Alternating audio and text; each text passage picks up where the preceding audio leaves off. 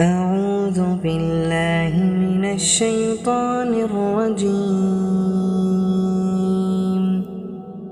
بسم الله الرحمن الرحيم. تبارك الذي بيده الملك وهو على كل شيء قدير. الذي خلق الموت والحياة ليبلوكم أيكم أحسن عملا وهو العزيز الغفور. الذي خلق 7 سماوات طباقا ما ترى في خلق الرحمن من تفاوت فارجع البصر هل ترى من فطور ثم ارجع البصر كرتين ينقلب إليك البصر خاسئا وهو حسير. ولقد زينا السماء الدنيا بمصابيح وجعلناها رجوما للشياطين وأعتدنا لهم عذاب السعير. وللذين كفروا بربهم عذاب جهنم وبئس المصير.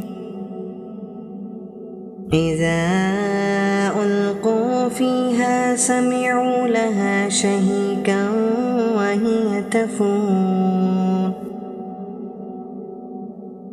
تكاد تميز من الغيظ كلما ألقي فيها فوج سألهم خزنتها ألم يأتكم نذير. قالوا بلى قد جاءنا نذير فكذبنا وقلنا ما نزل الله من شيء إن أنتم إلا في ضلال كبير. وقالوا لو كنا نسمع أو نعقل ما كنا في أصحاب السعير فاعترفوا بذنبهم فسحقا لأصحاب السعير. إن الذين يخشون ربهم بالغيب لهم مغفرة وأجر كبير. وأسروا قولكم أم اجهروا به إنه عليم بذات الصدور. ألا يعلم من خلق وهو اللطيف الخبير. هو الذي جعل لكم الأرض ذلولا فامشوا في مناقبها وكلوا من رزقه وإليه النشور. أأمنتم من في السماء أن يكسف بكم الأرض فإذا هي تمور أم أمنتم من في السماء أن يرسل عليكم حاسبا فستعلمون كيف نذير. ولقد كذب الذين من قبلهم فكيف كان نكير. أولم يروا إلى الطير فوقهم صافات ويقبضن ما يمسكهن إلا الرحمن إنه بكل شيء بصير أمن هذا الذي هو جند لكم ينصركم من دون الرحمن إن الكافرون إلا في غرور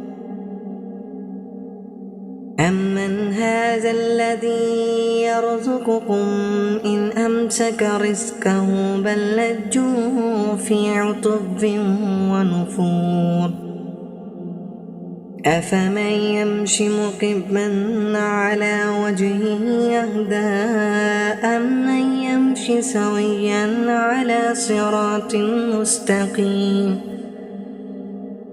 قل هو الذي أنشأكم وجعل لكم السمع والأبصار والأفئدة قليلا ما تشكرون قل هو الذي ذرأكم في الأرض وإليه تحشرون ويقولون متى هذا الوعد إن كنتم صادقين قل إنما العلم عند الله وإنما أنا نذير مبين فلما رآه زلفة سيئت وجوه الذين كفروا